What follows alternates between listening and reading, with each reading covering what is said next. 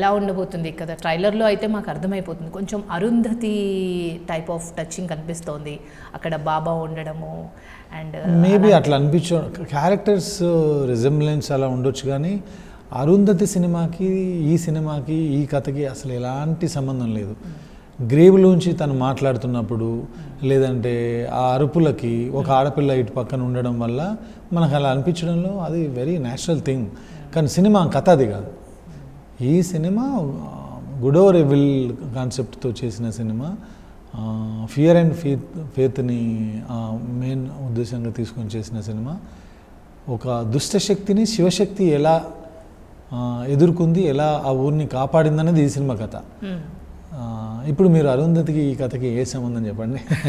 అంటే ఆడియన్స్ కొంచెం ఇలాంటి ఏవి లింక్ ఉన్నా కూడా భూత ప్రేతాలు ఇలాంటివి ఉన్నప్పుడు గతంలో తక్కువ వచ్చినాయి కాబట్టి సినిమాలు అలా అవి గుర్తు తెచ్చుకోవడం సహజం. అది it's not A bad thing also.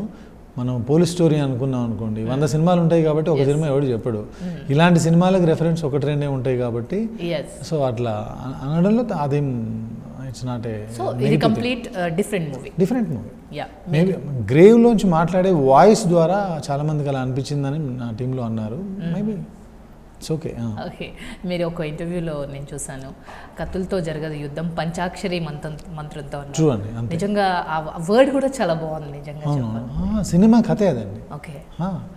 తనను ఎదుర్కోవడానికి తను కత్తులు, గొడ్డళ్ళు, కర్రలు ఏది వాడదు. తన నాలుక మీద ఉండే పంచాక్షరి మంత్రంతోనే అది సాధిస్తుంది. That's the story. అసలు ప్లాట్ లైన్ అంతే.